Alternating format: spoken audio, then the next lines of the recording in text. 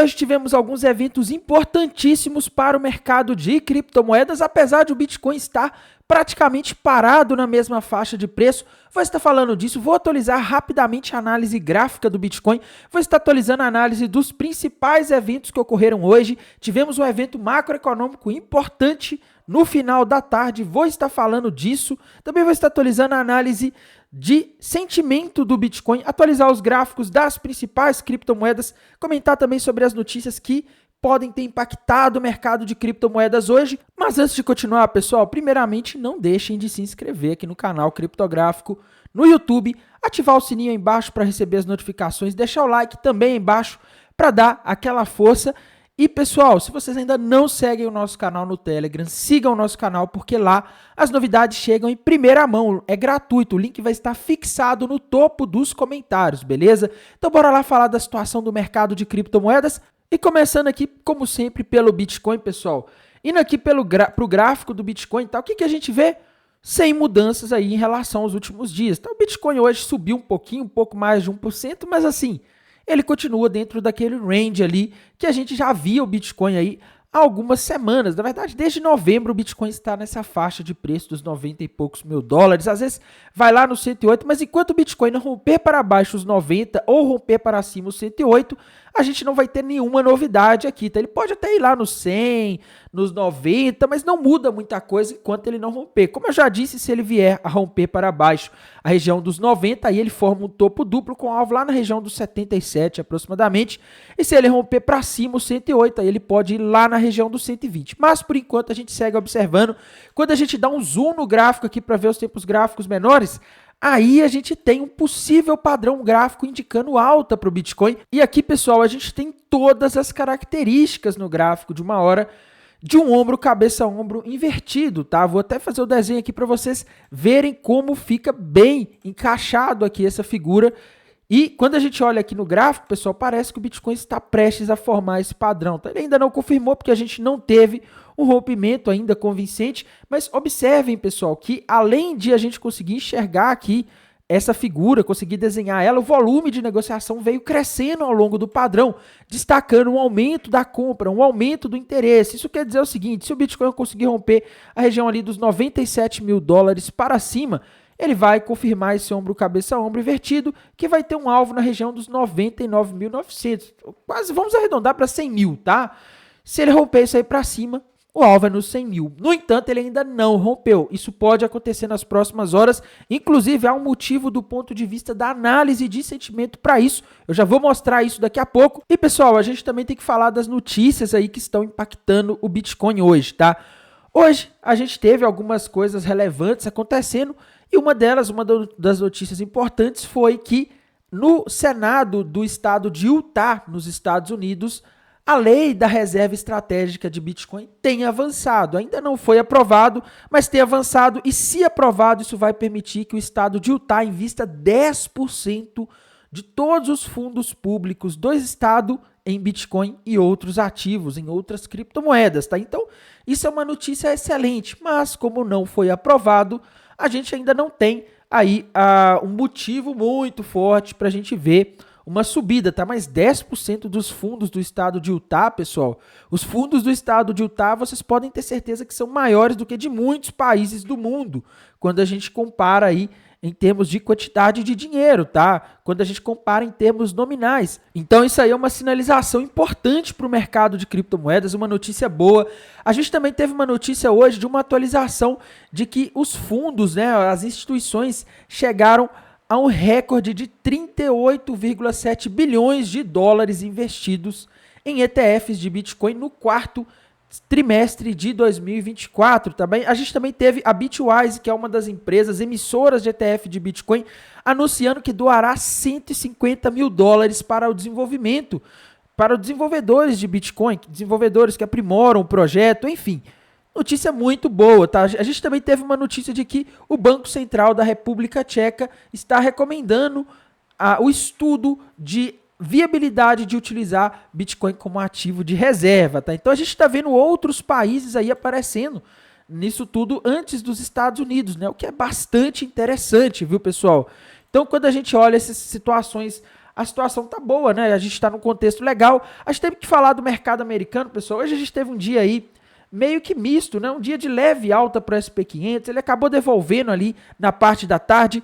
Hoje a gente teve a divulgação das atas da reunião do FONC, né? Do Comitê de Política Monetária dos Estados Unidos. E, pessoal, se eu pudesse resumir o que veio nessa ata de hoje, eu resumiria aqui. O Fed falou aquilo que ele sempre fala. Primeiro ponto, que ele está sem pressa para os cortes de juros, tá? O Fed não tem a intenção de reduzir os juros rapidamente. Então a gente pode ter taxas de juros mais altas aí do que o mercado espera. Não que elas venham a subir, mas que talvez a gente demore para ver um corte de juros. E ele citou nessa ata que foi divulgada hoje a inflação como um fator determinante. Isso quer dizer que o Banco Central dos Estados Unidos quer que a inflação caia mais um pouco para que eles se sintam mais confiantes para começar os cortes de juros novamente, tá? E ele também citou nessa ata a possível manutenção dos juros elevados nos Estados Unidos, tá? E principalmente se a economia americana voltar a apresentar sinais de superaquecimento.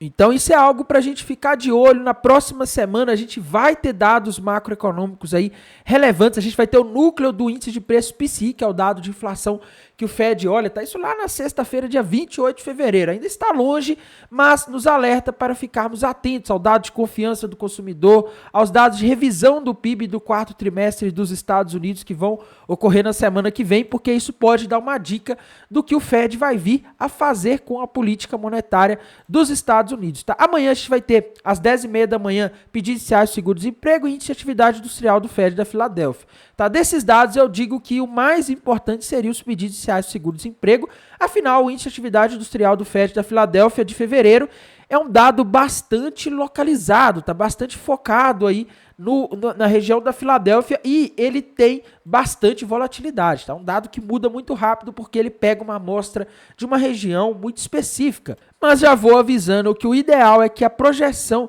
é que os pedidos iniciais para o seguro-desemprego amanhã venham igual os 214 mil que são esperados ou acima. Se vier abaixo, não é um sinal muito bom, tá? Mas vamos ver, eu não acho que esses dados desta semana são os dados mais importantes. Eu acho que a semana que vem é uma semana mais relevante em termos de macroeconomia. E a gente não pode deixar de olhar para a análise de sentimento, pessoal. A gente tem sinais, como eu comentei quando eu estava falando do gráfico do Bitcoin, de subida, tá? Por mais estranho que pareça, a gente tem sinais de subida. Se a gente olhar aqui, pessoal, para o indicador Long Short Ratio, a gente vê sinal de que o Bitcoin tem tido, pelo menos na corretora Binance, uma diminuição proporcional de pessoas apostando na alta em relação à quantidade de pessoas que apostam na baixa. O que é um sinal de que talvez a gente tenha espaço para o Bitcoin subir um pouco nos próximos dias. Não estou falando de subida grande, tá? Não estou falando que ele vai para 120, 150. Não, estou falando dele testar o 100. Porque a gente está vendo aí uma diminuição do Long Short Ratio e ao mesmo tempo uma diminuição da taxa de funding na corretora Binance. Então quer dizer que que a pressão de pessoas apostando na alta está diminuindo, tá? E quando a gente vai aqui para o mapa de calor de liquidação da High Block dos últimos 7 dias, o que a gente vê é justamente mais liquidez acima, tá? Se a gente olhar aqui e der um zoom out, a gente vê que o ponto em que há mais liquidez é ali na região principalmente dos 99 mil dólares, né? Eu mencionei agora há pouco, quando eu estava falando da análise gráfica, que no ombro, cabeça, ombro invertido, que a gente vê no gráfico, há um alvo na região de aproximadamente 100 mil dólares, 99.900, e o mapa de calor aqui está mostrando que tem bastante liquidez na região dos 99, tá? Então, é bem provável que o Bitcoin venha a beliscar essa liquidez na região dos 99 mil dólares para tomar o dinheiro desse pessoal que está apostando na queda, tá? Para quem não sabe, essa liquidez representada aqui em amarelo é o ponto em que a plataforma High Block estima que haja mais liquidez, mais pessoas, o ponto de liquidação de pessoas que estão alavancadas apostando que o Bitcoin vai cair nos últimos 7 dias, tá? Então, essa é a situação, Tainan, mas tem liquidez abaixo? Sim, tem liquidez abaixo lá nos 92, mas a gente agora está com muito mais liquidez na região dos 99 do que abaixo, tá? E além disso, como eu mostrei, o Long Short Ratio e a taxa de funding estão caindo, o que sugere que pode ser que agora o mercado mude de direção e venha a buscar os 100 mil dólares, que não estaria rompendo os 108 mil, então não mudaria a tendência de curto prazo do Bitcoin, mas pelo menos seria um movimento aí bem pequeno de alta até os 100 mil dólares, tá? A gente tinha bastante liquidez na região dos 94 nos últimos dias, o Bitcoin consumiu e agora é esperar aí para ver o que ele pode fazer. A gente também teve um dia de leve alta para Ethereum, tá? Que está subindo aí quase 2% hoje. Quando a gente vai aqui para os tempos gráficos maiores, né? Tempo gráfico diário, a gente nem vê nenhum padrão, ela está andando de lado. Mas quando a gente vai aqui para o gráfico de 1 hora, pessoal, também está andando de lado. Tá? Dá para forçar a barra aqui nos tempos gráficos menores.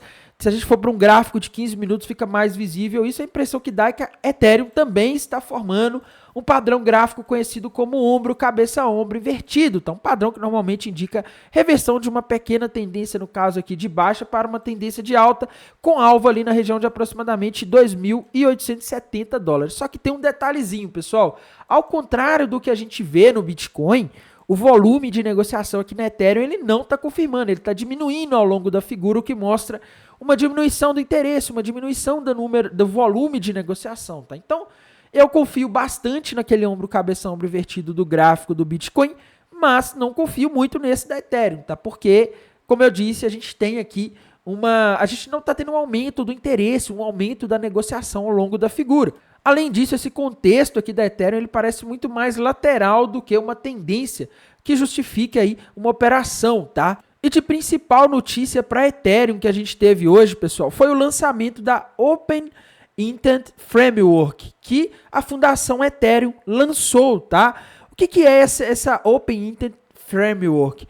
É um novo sistema que visa facilitar as transações dentro do ecossistema da criptomoeda Ethereum, dentro da blockchain da Ethereum, tá? Porque hoje, quando você vai fazer transações na blockchain da Ethereum, geralmente você tem que escolher várias coisas muito técnicas e confusas para quem é novato, tá? Como, por exemplo, escolher a taxa de gás e definir manualmente os detalhes da transação. Com esse novo sistema, vai mudar essa lógica. Em vez disso, em vez de ficar preocupado com os detalhes técnicos, vai ser permitido que o usuário simplesmente expresse o que ele quer fazer e o sistema cuida do resto automaticamente. E isso é muito bom e necessário, pessoal, porque hoje as criptomoedas, vamos falar a verdade, é uma coisa de nerd, é uma coisa complexa de mexer. Para você fazer uma transação, você precisa ter moedas daquele token para ser o gás da rede, enfim, é uma confusão enorme. Tá? E isso aí afasta muitos investidores da Ethereum, não só da Ethereum, mas das criptomoedas no geral. Então, se essa proposta da Ethereum, da Fundação Ethereum, do Open Internet Framework for bem sucedida, ela vai tornar as transações na rede da Ethereum mais fáceis e vai atrair mais usuários e desenvolvedores para a rede da Ethereum futuramente. Isso pode acabar gerando mais demanda pelo token Ethereum, já que a moeda ela vai continuar sendo usada para pagar taxas dentro do ecossistema e com uma maior adoção e utilidade, o preço da Ethereum tende a subir, tá? Pois um número maior de pessoas e empresas vai precisar comprar o token Ethereum para usar a rede, tá? Então, isso aí, além do mais, isso aí torna a experiência mais fácil, né? O Ethereum pode se tornar uma plataforma ainda mais competitiva em relação a outras blockchains concorrentes, como a Solana, que tem ganhado espaço da Ethereum nos últimos meses, tá? Porque ela se torna mais amigável para o usuário, tá? Coisa que as criptomoedas não são ainda. A gente também teve outra notícia boa para a Ethereum hoje, pessoal, que foi a SEC, Comissão de Valores Imobiliários dos Estados Unidos. Ela reconheceu o pedido para permitir o staking de ETF de Ethereum da 21 Shares, tá? O que isso significa? Significa que ela aprovou o ETF? Não. Isso significa que ela reconheceu. A partir de agora, a Comissão de Valores Imobiliários dos Estados Unidos está analisando o pedido de um ETF que vai focar em oferecer exposição aos rendimentos do staking da Ethereum. A pessoa que comprar, investir, ela vai investir através da bolsa, sem a necessidade de fazer todas aquelas maluquices, comprar Ethereum, mandar para pool de liquidez e tal, aquele risco de mandar para carteira errada, risco de não sei o que, enfim, você faz isso através da bolsa, tá? Então isso aí é algo que na minha visão é bastante inovador, esse ETF, e eu acredito que é muito positivo, tá? Porque grandes instituições vão poder se expor aos rendimentos da Ethereum sem correr todo o risco e sem toda a burocracia de fazer isso diretamente na blockchain. E pessoal, a gente ainda também teve a notícia de que a Bitwise, uma das empresas que é uma das principais fornecedoras do ETF de Bitcoin, além deles terem feito aquela doação para os desenvolvedores de Bitcoin, eles fizeram uma doação de aproximadamente 100 mil dólares para desenvolvedores de Ethereum. Tá? Não é um valor muito vultoso, né? Mas já é alguma coisa. Tá? Isso acaba incentivando e facilitando o desenvolvimento de projetos na blockchain da Ethereum, o que acaba sendo algo positivo, né? Hoje a gente também teve um dia aí bastante parado para Solana, né? Solana a gente não teve notícias relevantes em relação a ela hoje, pelo menos eu não vi, tá? Mas o que a gente vê é que a Solana, em termos de gráfico, continua naquela situação, pessoal. Ela rompeu nos últimos dias para baixo um triângulo descendente e o alvo desse triângulo descendente continua na região dos 150 dólares. A Solana ainda não alcançou e o que tudo indica é que existe um risco ainda da Solana cair até os 150 dólares para buscar o alvo desse triângulo. Outra moeda importante que a gente não pode deixar de comentar, pessoal, BNB, Binance Coin também aí andando de lado hoje, tá sem novidades, não consigo ver um padrão gráfico aqui formado, tá? Deixa eu ver aqui se realmente o gráfico da BNB tá uma coisa que normalmente ele é mesmo, tá? Hoje a gente teve algumas notícias boas para XRP, pessoal, para Ripple, que tá subindo bastante hoje, tá?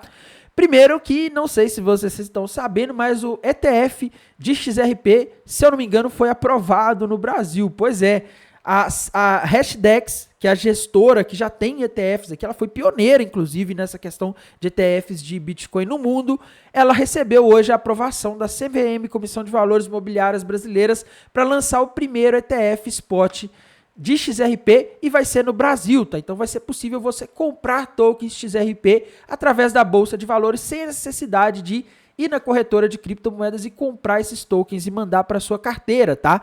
Além disso, pessoal, a gente também teve a Comissão de Valores Imobiliários dos Estados Unidos, a SEC, reconhecendo 2 pedidos de ETF de XRP lá nos Estados Unidos, tá? Reconheceram o pedido da CoinShares e da Wilson Tree, eu acho que é assim que fala, tá? O que é esse reconhecer, pessoal? Reconhecer significa que a partir de agora eles estão analisando esses pedidos de ETF. Não quer dizer que a gente teve a aprovação deles nos Estados Unidos, tá? Mas de qualquer forma, eu vi muita gente falando, não, mas o Brasil não é importante. Pessoal, o Brasil é importante, o Brasil é uma das 8 maiores economias do mundo, tá? O Brasil é um dos países aí mais quentes para criptomoedas, não é os Estados Unidos da vida, mas ele comparado com a maioria dos países do mundo, ele se destaca, tá? E a XRP está subindo hoje por isso, ela está subindo aí mais de 6%, quase 7% por causa dessa notícia, tá? Porém, meus amigos, é difícil ver um padrão gráfico aqui, tá? Para mim, a XRP ainda não quebrou a região de lateralização, região de preços que ela costumava ficar nos últimos dias, tá? Outra moeda importante, pessoal, que a gente não pode deixar de comentar, Dogecoin tá paradinha hoje também, apesar de tudo, mas ela parece estar prestes a formar aqui um ombro, cabeça, ombro invertido. Se a gente olhar aqui no gráfico, a gente vê que se ela conseguir romper aquela região ali dos 25 centavos de dólares para cima, 25,5 vamos colocar, tá? Ela pode formar um ombro, cabeça, ombro invertido. Se isso acontecer, meus queridos, a gente vai ter alvo para ela lá na região de aproximadamente 27 centavos de dólares. Mas, atenção, porque ainda não aconteceu, tá? Tron tá andando de lado, sem aí nenhum padrão claro. Tom também tá andando de lado, tá sem nenhum padrão claro. Ela tá aí meio que no 0 a 0 hoje, sem grandes movimentos, tá? Aliás, desculpem, tá, pessoal? Eu olhei o gráfico de 1 hora aqui, tá? Infelizmente, nos tempos gráficos maiores, a situação da Tom não está nada legal, tá? Vejam aqui, quando a gente olha, a impressão que dá é que ela está rompendo aqui um retângulo para baixo, né? Isso aqui não é um sinal muito legal não, tá? A situação da Tom aí parece estar bastante complicada. Na sexta-feira a gente vai ter uma atualização, a gente vai ter um evento importante para ela, tá? Mas ela parece estar com alvo na região dos 3,34, infelizmente, tá? Outra moeda importante, AVAX, pessoal, tá se segurando ali, mas se a AVAX acabar rompendo para baixo essa região dos 24 dólares, ela vai formar um triângulo descendente com alvo lá nos 20, tá? Ainda não rompeu, mas fiquem de olho, tá? Porque a situação da AVAX aí não é das mais fáceis. Outra moeda importante, AVE, pessoal. AVE tá andando de lado aí também, tá? Ela parece estar formando um ombro, cabeça, ombro invertido, mas ela ainda não confirmou, tá? Ela só vai confirmar o ombro, cabeça, ombro invertido se ela vier a romper a região de aproximadamente 260 dólares. Se isso acontecer, a AVE vai ter um alvo que vai estar lá na região de aproximadamente $275, mas ainda não aconteceu, então a gente vai precisar que o mercado vá para cima para dar suporte a esse movimento, tá? Pendle, pessoal, no gráfico de 1 hora, a Pendle parecia estar formando ali um topo duplo ontem, né? E hoje, com essa virada do mercado, a Pendle também resolveu formar ali um pequeno ombro, cabeça-ombro invertido, tá? Se a gente olhar aqui, a impressão que dá no gráfico é que ela está formando, mas atenção, porque assim como a maioria das criptomoedas que eu mostrei, no caso da Pendle, ela precisa romper para cima a região dos $3,34. Se isso acontecer, ela vai formar um ombro, cabeça, ombro invertido com alvo na região dos 3,60, tá? Outra moeda importante aí que a gente não pode deixar de comentar, pessoal, é a SUI, tá? O gráfico da SUI aí também subiu hoje, mas eu não consigo ver um padrão aqui muito claro. Para mim, a SUI tá bastante confusa, tá?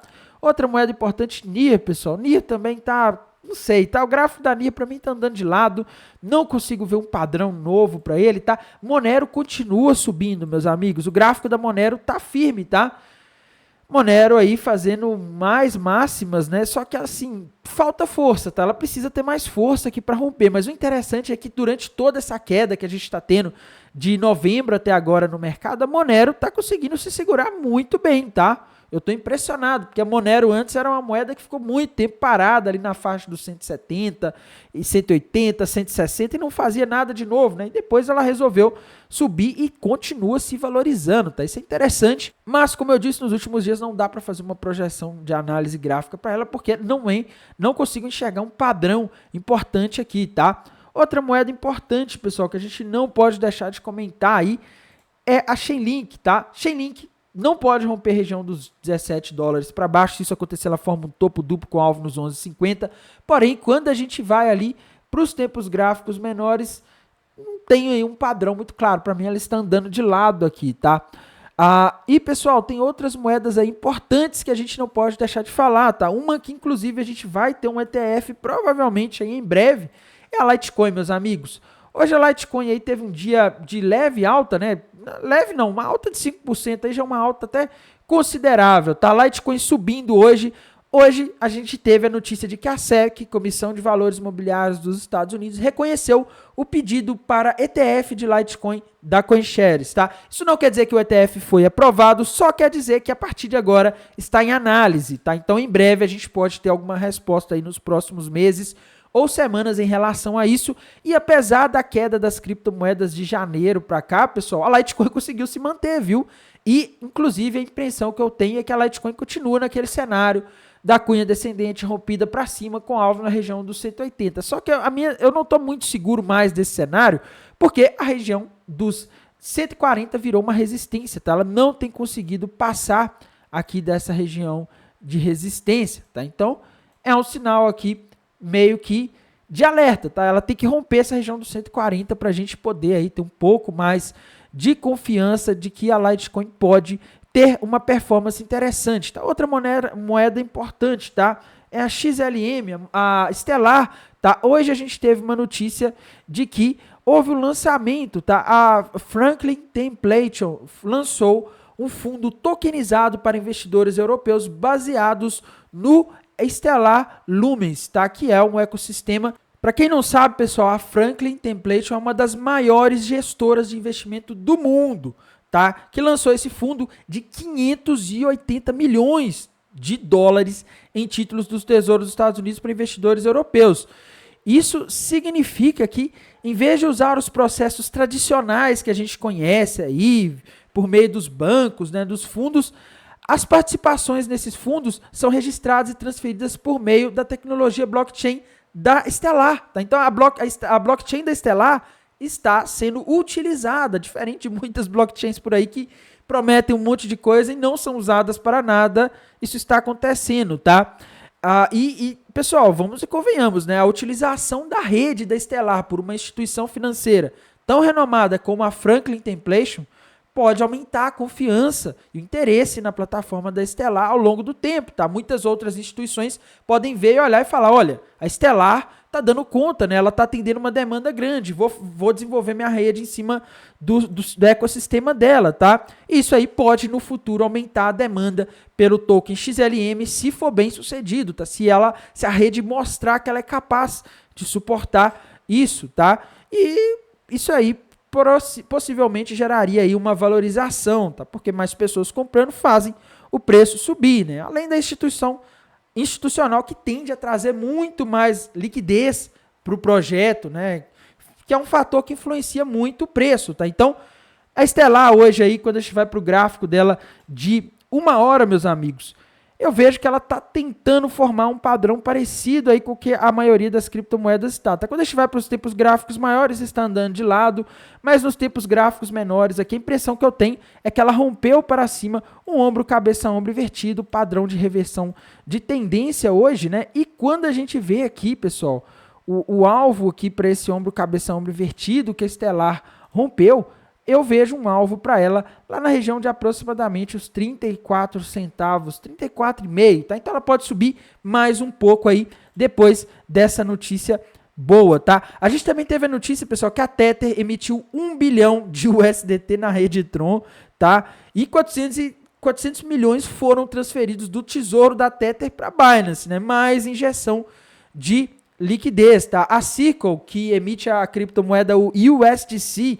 lançou 250 milhões de USDC na rede da Solana hoje, tá? Então, a gente está vendo aí que muita coisa está acontecendo, tá? Muita coisa aí está acontecendo e isso aí pode impactar o preço dessas criptomoedas. No mais, pessoal, irei mantendo vocês atualizados aqui pelo canal do YouTube, lá pelo canal do Telegram. Desejo a todos uma excelente noite, um bom descanso e bons negócios. Até mais. Tchau.